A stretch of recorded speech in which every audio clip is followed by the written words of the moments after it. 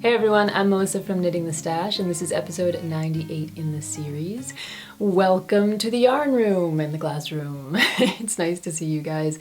For me, it's a Sunday morning. It's pretty quiet except for my two sister dogs who are on the floor. They both, as I was filming, nosed at the door and individually came in and found a little place to lay down, so we'll see how this actually goes. Sometimes when I'm in here teaching, Tink will come in and go to sleep for an hour, and Spencer and I, my husband and I, kind of joke that Tink is going to college this year, so she's been in on a lot of my classes. So we'll see if they can do okay for the podcast. You never know. So welcome.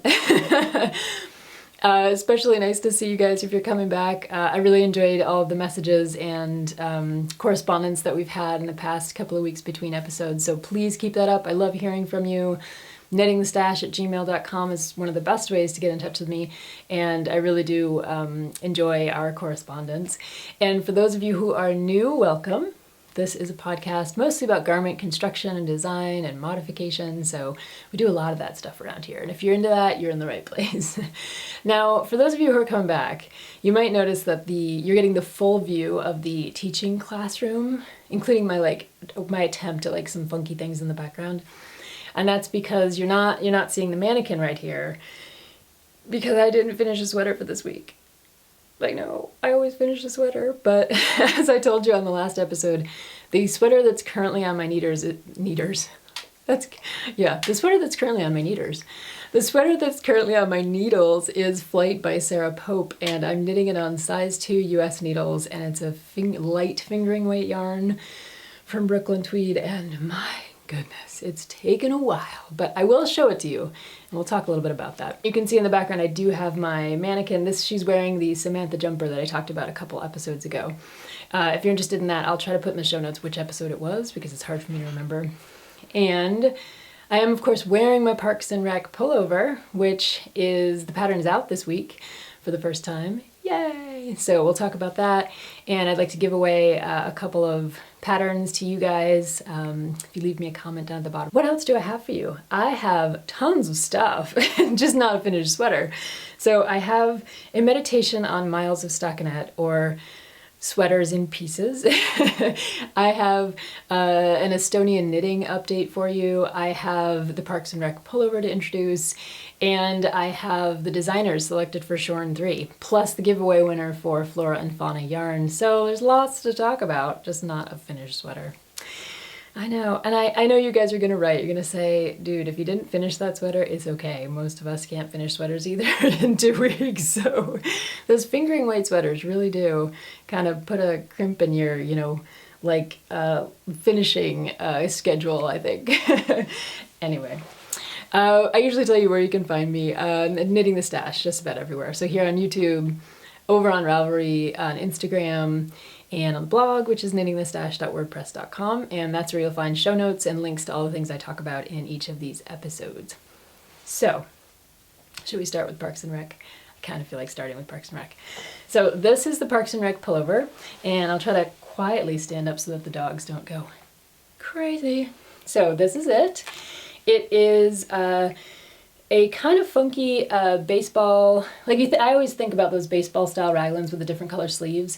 It's not a raglan, sorry, but it is that kind of idea of a sweater with different color sleeves and body, and it feels very springy to me to think about a sweater like this.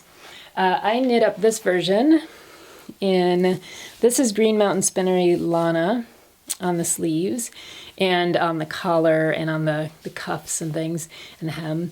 And then the main body is knit in that color, same as the sleeves, held double with some king mohair, and it creates, I think you can probably see the loft. I mean, this thing is fuzzy to the max, and it's been perfect for these spring days because it's cold in the morning here. It's 30s or something, so I'm perfectly warm right now. This is super warm. Mohair, warm.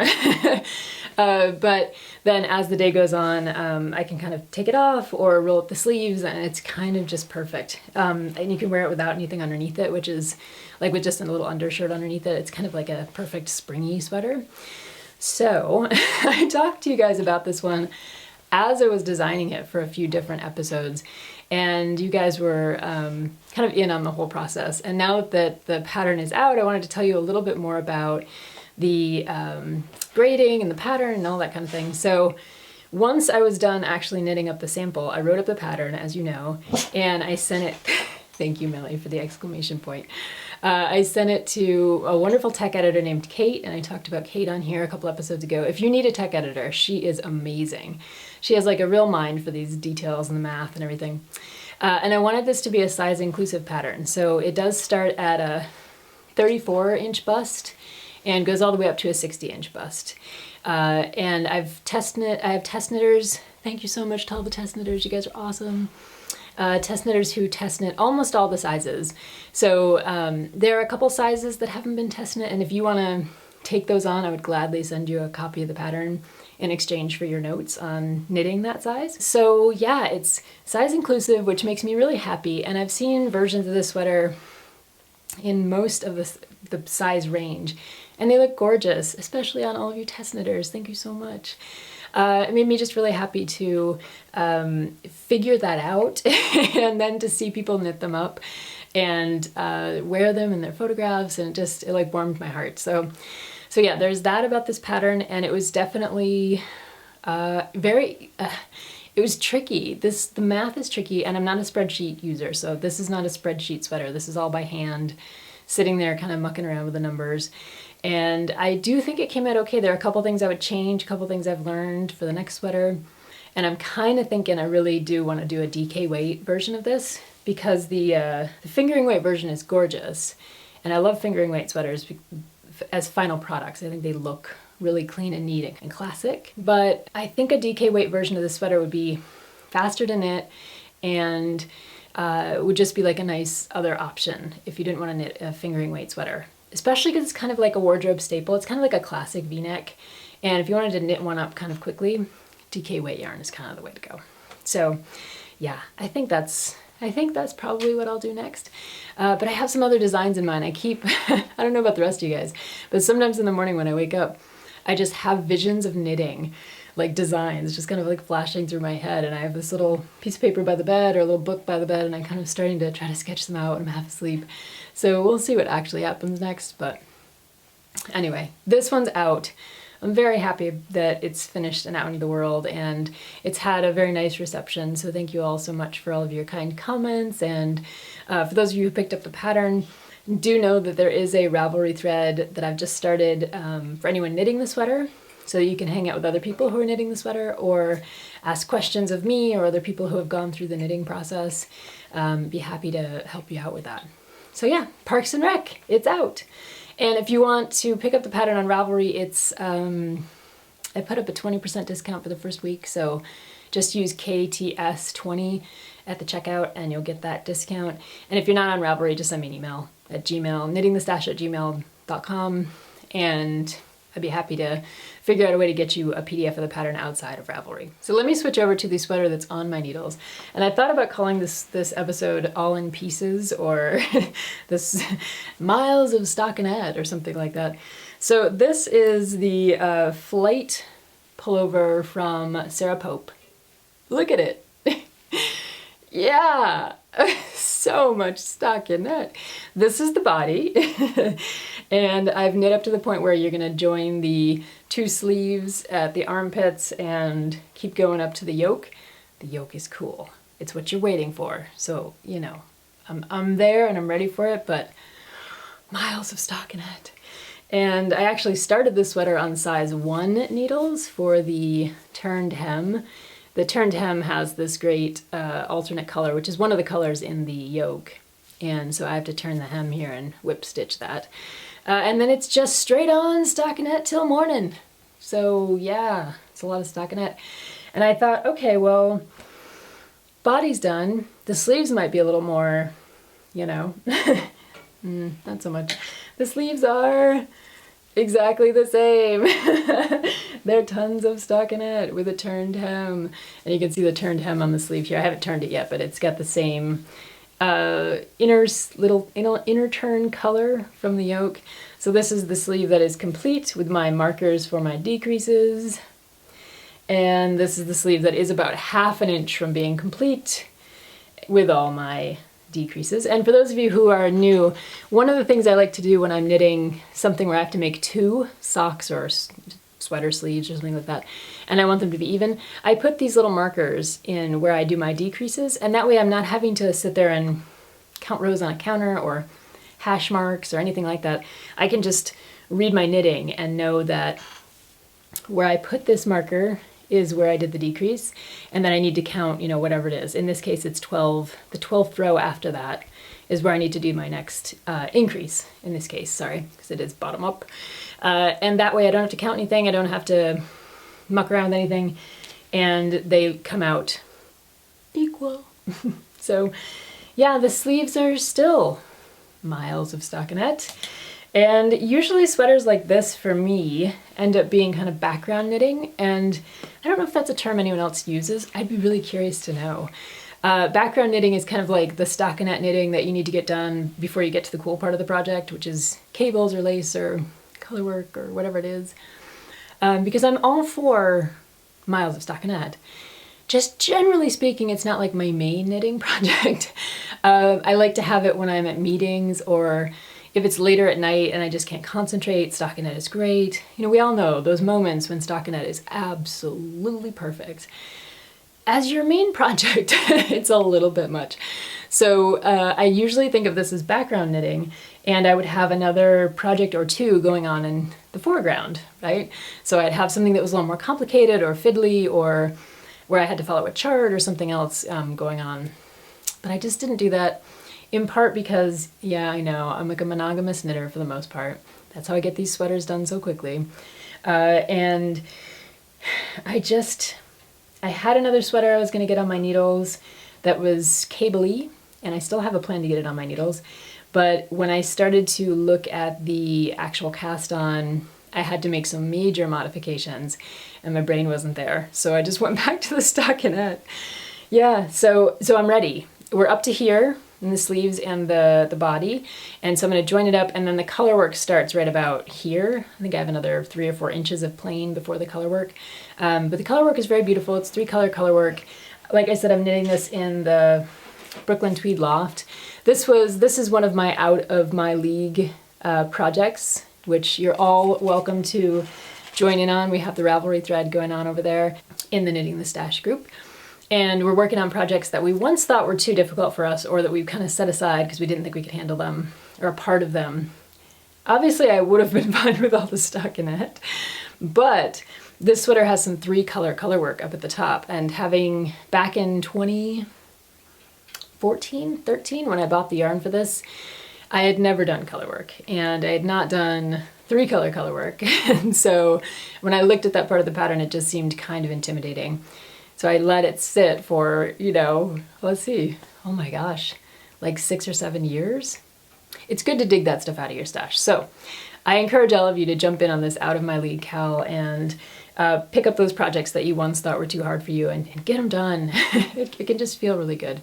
So I am excited about getting this one going and seeing that 3-color color work finally happen. I think it's going to be a very wardrobe staple kind of sweater, so that's cool. Now the other sweater that I am planning to knit right now that I've already swatched for, and this is also Brooklyn Tweed. It's just one of those weird coinky-dinks that it happens to be Brooklyn Tweed. This is their Shelter yarn, I believe. Yes, Shelter. So it's kind of like the worsted cousin of the Loft yarn, and this is in Faded Quilt. So I swatched this, I didn't get gauge, and that was the reason that I didn't just cast on my foreground sweater. I needed to do a little modification of the pattern. So I have all the yarn sitting there and ready to go, and I've actually been kind of sleeping on the sweater and thinking about how to modify it, and I think I'm ready. So my gauge came out, it's supposed to be 20 stitches to the inch, or 20 stitches every 4 inches. Mine came out at 17 stitches for 4 inches. So what I'm going to do is go down a couple sizes in the pattern, for one, because I like this fabric. And the other thing I'm going to do is change the collar on the sweater. It's a top-down sweater, and the collar's a little bit like this. It's a single layer and kind of floppy. But you guys know how I like my Alias sweater, which has the turned collar. It keeps me extra warm in the winter. So I'm going to use I went in my stash and found Sweet Georgia yarn, which is a superwash yarn, and I think they go well together. It's a very dark blue, and I'm going to actually cast on with this to knit the inner part of the turned collar for this sweater. So yeah, that'll be, I have to mess with gauge a little bit with that to get it to match up, but in the end, the collar will have an outside that's the shelter and an inside that's the Sweet Georgia superwash. And I've done that with a lot of my sweaters that have something that's kind of sitting close to the skin, like this. It just makes the sweater that much more comfortable to have the turned hem of the collar, and then the inner part is this super soft superwash yarn, and the outer is this really beautiful kind of woolly yarn. So you get both the best properties of the yarns. So that's all in the works. It's just taken a little bit of to make it happen. Yeah, so that's my other, it will become my foreground knitting very soon. And it's the Reverb pattern by Tanis Lavalier and of Tanis Fiber Arts. And I've wanted, again, it's been in my favorites since it came out back in, gosh, I think it was 2012 or 13. It's a beautiful sweater with these kind of cable accents on the front and a cable panel on the back.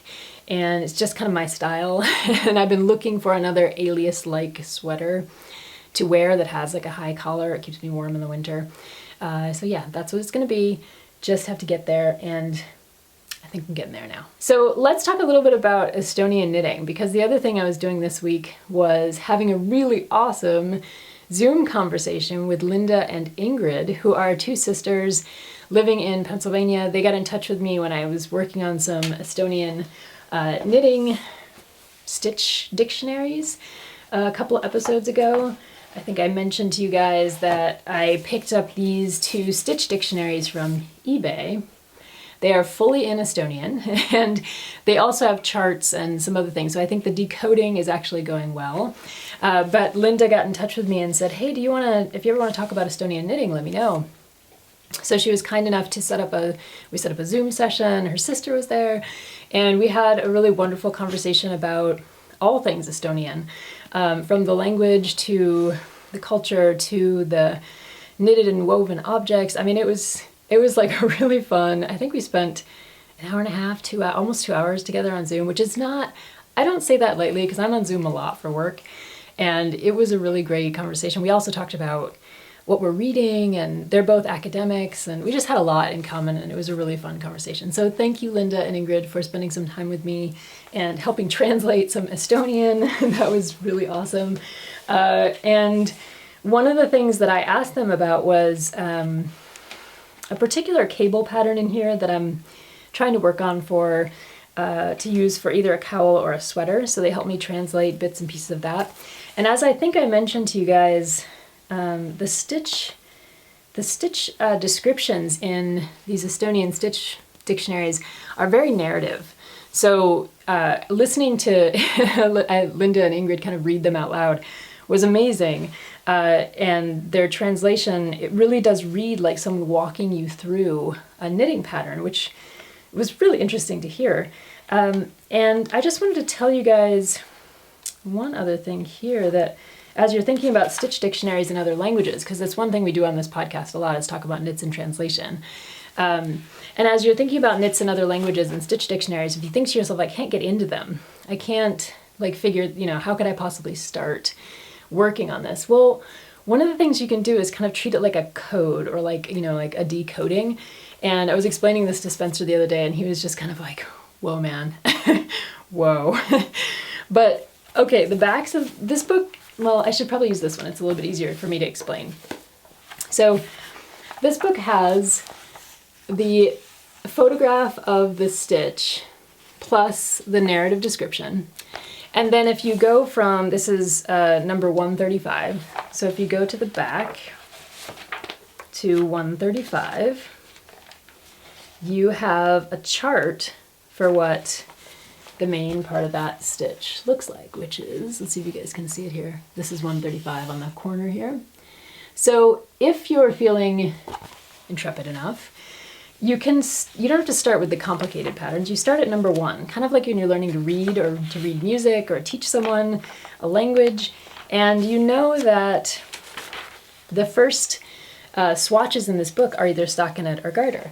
So you look here and you think to yourself, okay, this is what stockinette and garter look like, number 1 and number 2, knit in the flat, going back and forth.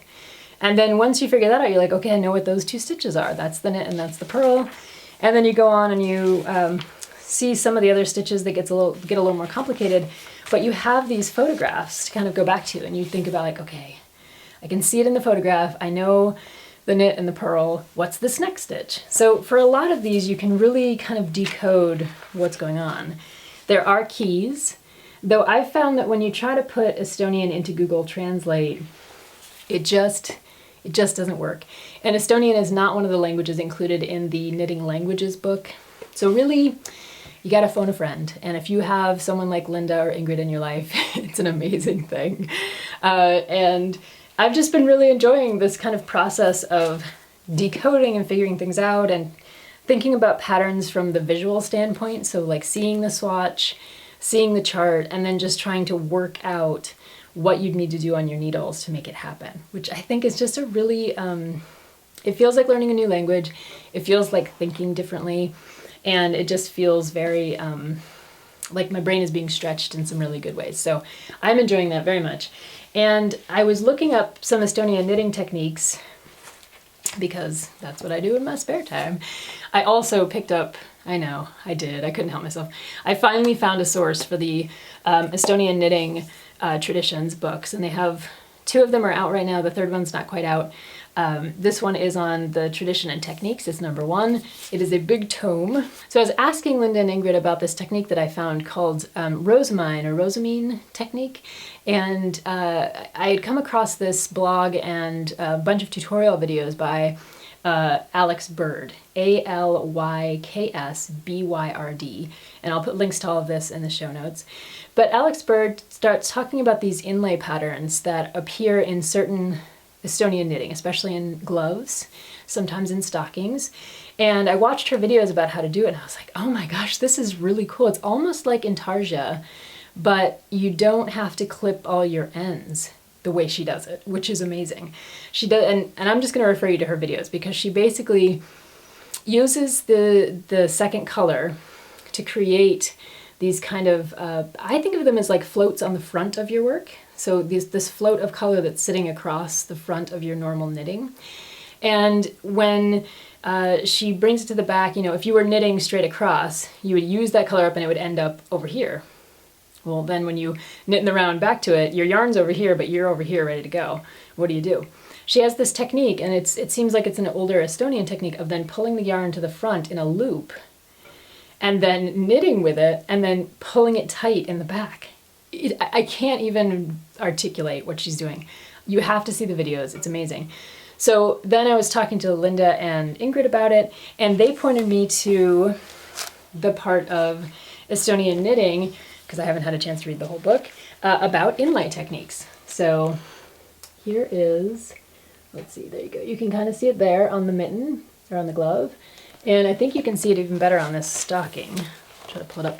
It looks like embroidery, because it creates these patterns on the front of the very plain background. So I thought I would read to you just a little bit about inlay and then show you a kind of modern contemporary use of it that just came out in a knitting magazine. So here we go.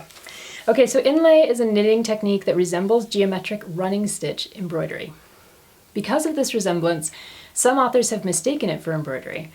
The standard term for inlay in Estonian is rosamine, which can be translated as to decorate with roses. Although another term, lilletet, kindad, flowered gloves, has been used in some areas. The term rosamine denotes long and short stitch embroidery on the island of Muhu, and this only adds to the confusion. The motif is created by taking the inlay yarn from the right to the wrong side of the work, while the stitches are always knitted with the background yarn. So you're never knitting with these floats, like the contrast yarn that you're creating the floats with. You're never knitting with it. You're always knitting in the background and the floats are always just sitting on the front. Okay, alas, there have not been any comparative studies on whether and to what extent inlay techniques have been used elsewhere in the world. Nevertheless, one can state rather certainly that the abundance of inlay in Estonian knitting is unsurpassed by other knitting traditions. The technique became a part of the best gloves and stockings in the middle of the 19th century, and there are tons of museum pieces that you can see with this technique on it, and the knitting is so fine that the inlay really does look like embroidery. It's pretty amazing. Okay. Inlay was undeservedly nearly forgotten in the 20th century. Misleading collection notes in museums and the disruption of tradition meant that inlay motifs were indeed embroidered rather than worked at the same time as the knitting. Perhaps the use of inlay was also hindered by the fact that weaving the yarn is far more cumbersome when carrying the knitting yarn in the left hand. The left hand is free to handle the inlay yarn if the working yarn is held in the right hand, and this undoubtedly makes for a very economical working method. So the book then goes through pretty much exactly what Alex Bird's tutorials go through, which is here are some basic patterns. That's what the charts would look like over there. And then the book goes through some of the techniques, like I was mentioning, where you pull the yarn to the front and then continue to use it so that you never have these ends that you have to weave in. Here are a couple other motifs. They're really beautiful. They create there's a lot of stars and crosses and things like that, like resembling maybe some of the Norwegian knitting that you might be more familiar with. So then I started looking into Alex Bird a little bit more and why they might be interested in this inlay technique. And I remembered that there were some really interesting patterns by Alex Bird in this version. This is number 10, and I always pronounce this wrong. I always want to say Lane magazine, but I think it's Len, something like that. And if you're familiar with some of the patterns from this particular issue, you might remember Selly, which is an Alexis Bird design. I think you guys can see this.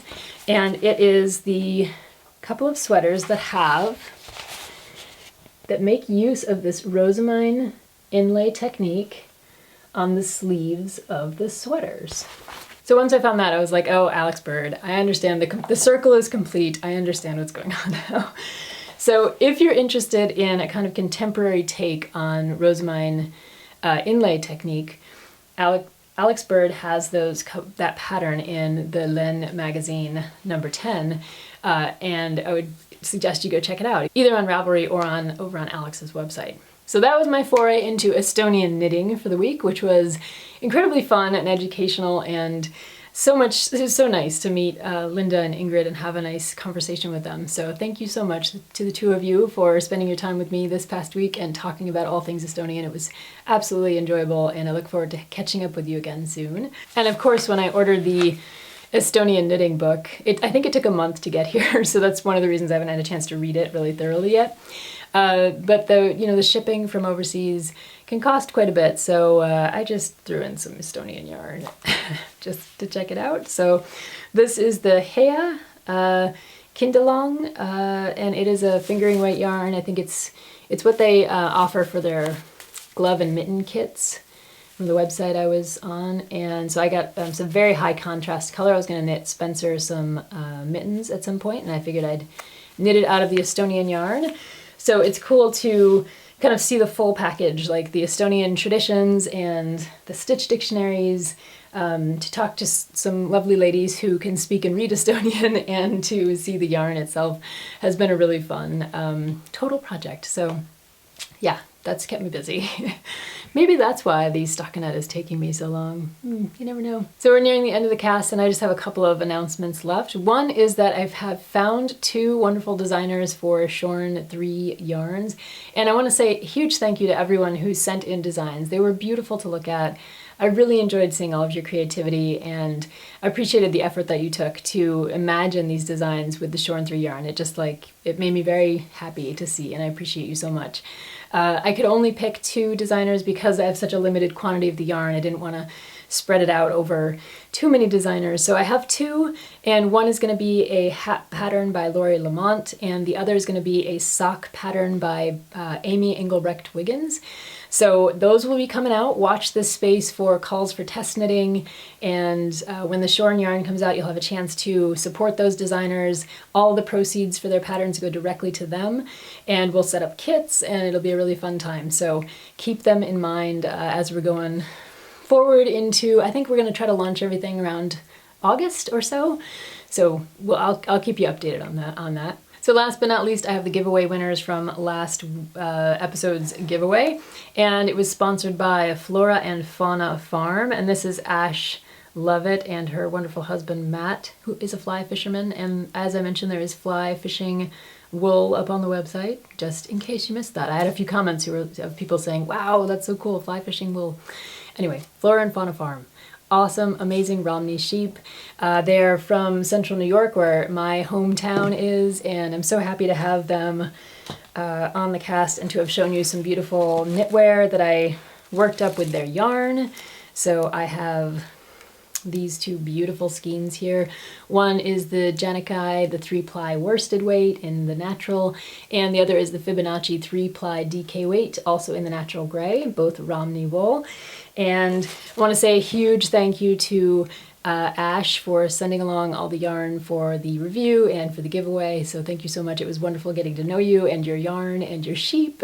So the giveaway winner for the skeins is Achi. ATCHI on Ravalry, and Achi, you posted, I'm in love with the bluebird colorway. I really like being told the name of the sheep the yarn comes from. I can't wait to knit through my queue and acquire some. I really want to knit the Gan vest. I could see it in this blue once it's back in stock. So Achi, you are the winner of the beautiful skeins from Flora and Fauna Yarn. Please send me your address either at Gmail, so knittingthestash@gmail.com, or message me on Ravelry, and I will get these in the post to you post haste so that you can have some fun knitting with Flora and Fauna yarn. I think that might be it for today. I'm really looking forward to finishing the fingering weight sweater by the next episode, and hopefully getting a start on some of the other sweaters and things that I have in the queue. I hope you guys have some lovely knitting time and enjoy the spring as much as you can. I hope you're staying safe in the pandemic. I hope you're able to get vaccines if you want vaccines. I hope all good things for you, and I will see you in the next episode. So take good care. Bye-bye.